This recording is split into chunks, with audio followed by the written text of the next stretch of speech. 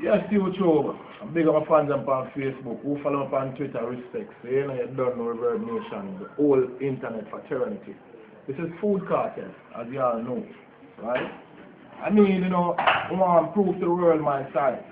The world must know my side of the story too. You understand? Because guess what happened? I meet this woman in 1997 at the marketplace. It says skeleton time for a living, which I don't undergrade or underestimate. No hustling from people have to get their grooves on. You understand? They have to get their hustling on. Anyway, when I meet this lady, she don't have nothing, living in a one-room shop up at Clarkstown, up at Mackhill. She have 3 other children, age 4, 9, and 12 at the time, by different fathers. Anyway, throughout all of this, I stand up beside her, being the sole breadwinner for she and her family. At the time, she lived in a 1-bedroom house, and when we were in fall, we used to swim in ice, but we used curtains to make a party shop because it was 2 beds in the room, one for the kids with 3 of them sleeping, and one of me and my lady sleeping. Anyway, get a chance to go back to America.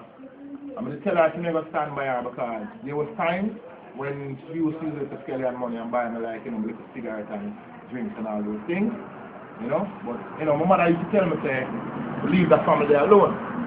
Sister, them, my brother, and my never really like all of my family. But you hear me? You can't judge people. You understand? So I give her a fair chance. Anyway, I reach America and I do what I have to do.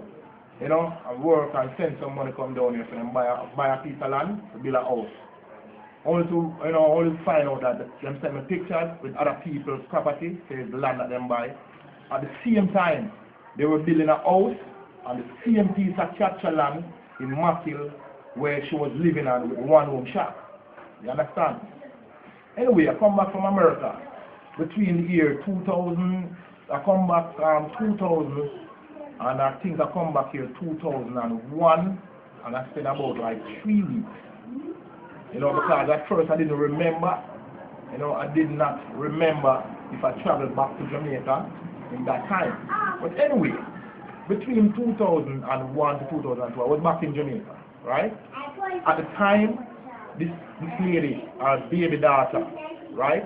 Our baby daughter was 4 at the time, or 5. I don't quite remember if she was between age 4 and 5. But that little girl is my daughter, you understand me? Because I accept the mother, so I accept the kids them as well. Anyway, throughout schooling, everything, and if you know anybody in Trelawney, you can call and find out because schooling, all these things, me take care of them, stand beside them. Send the big girl, which is 13 years old, through high school, NIB high school, you understand? And send the son 3/4 way through Cedric Titus high school as well. And send the next daughter through primary and start in Cedric Titus high school. Anyway, me and this lady, we've been having problems because when I come and realize, well, the house didn't, go as according to how I want to go, then I've been having problems. Anyway, what really happens is that I leave again and go to England because, I try, I help them and I have, right now I have 12 or 13 other kids to support, both biological and, who is not biological. I still never tell them that they are not mine because I'm still looking after people because me grew up as a foster kid, it's like, you understand, you know my parents when they are 16. You understand me? So I know what it feels like to live without a father or a mother. Anyway, what I'm saying right now to the world right now is this, yeah? Me and Miss Barnett been involved about the house because the house ended up to be a 5-bedroom house. 3-bedroom was done at the time. And when I come down and see the things now right, I say, you know what, just give me half hour, just give me half hour at the house. She didn't even want the house, just give me half hour now. And she never do all of that. Me and her are getting a problem, which I leave and go Kingston, we spend a little while over there. And when we go Kingston and come back, only we come get some of the stuff them to move on in my life. This lady try she tried to brace me, try to tease me out of the house. I mean, I get into an argument which escalated into a fight. And that's when that is when a stone was used to fling at me. And I took up the stone and fling it back in the crowd because where she lived, where she built up the house, there was one brother house there, one sister house there, the mother here, the auntie, everybody lives there, and then build my house in the middle. That means they have an intention not to give me nothing, or don't want me there. You understand? But anyway, we still move on.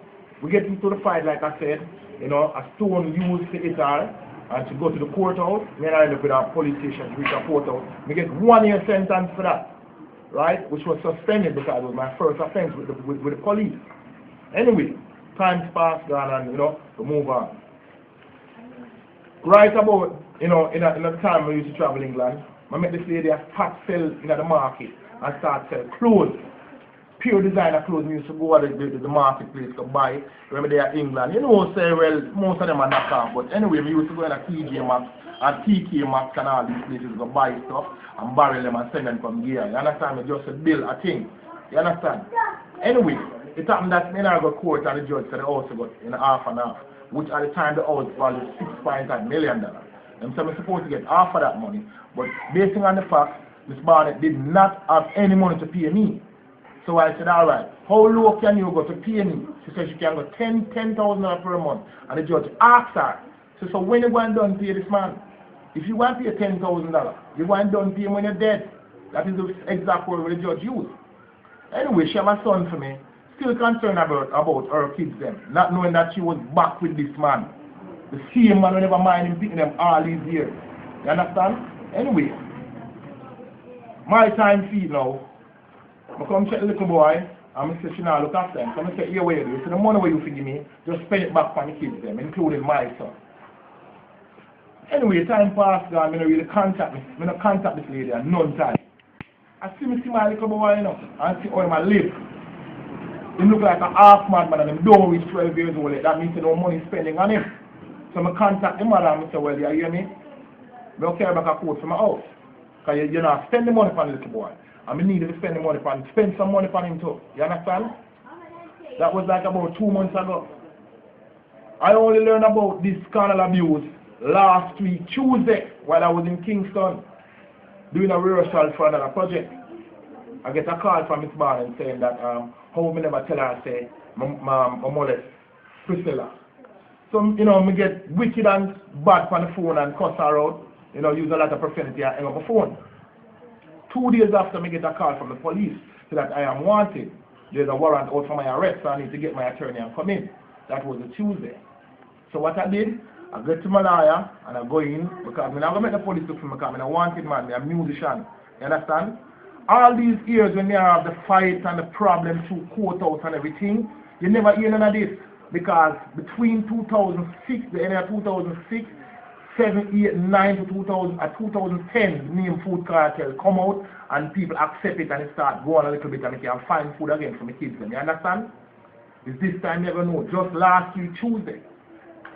So what I did, I go to my lawyer and the lawyer, you know, the lawyer let them know what time, let the judge know what time it is, and the police, the arresting officer was there at the time, and the arresting officer, when the judge asked me if they have any objection of giving me bail, the police officer said no, you don't have any objection giving me bail.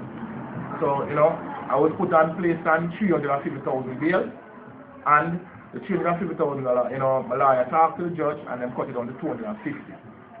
And a friend of mine, which is like a family to me, come and bail me out. This is how I am out now.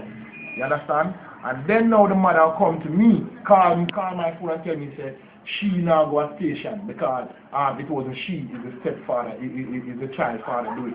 She beat the child and the child go to the father and say this to the father. Why did you beat the child all the time? Why the child never go to the father and say this all the time? And if you are a responsible mother and you said your child has been molested 2001 when she was 4 years old, how you never take that to the judge, to the courthouse, to the police? You never take her to the doctor, eh? And you said I do it again, you say I molested her again in 2006. Or you never take her to the judge. You never take me to courthouse, you never take me nowhere at all. And all the time I have to suffer, and things rough for me, ups and downs, I have nowhere to live after I give you my house. Right? And don't know where the next shelter coming from. I have to bounce it from friends and family all over. Barely can find bus fare to go where I have to go. I'm still never make a problem to you. But now that God bless me, I'm start all over again. Right? This is when you get the chance, when you get to send your daughter through NIB High School and your son through at 3/4 way through Cedric Titus High School. And the little one, when you send them molest, through primary and right up until the first farm in Cedric Titus High School. first to second farm. Because at one point my kids were living with her, my biological kids, my two daughters was living with her. And I end up having to send from town to come get them because not even them ear should have flat. And my sister them have to call me and tell me to come take my pick them from her. You understand? I'm do all of that and come back. I'm still praying, trying my best to go out there again. Because of this lady, I was charged twice. 2 times I get a police record, 2 convictions because of this woman. And it's the only 2 convictions I have in my life. You understand?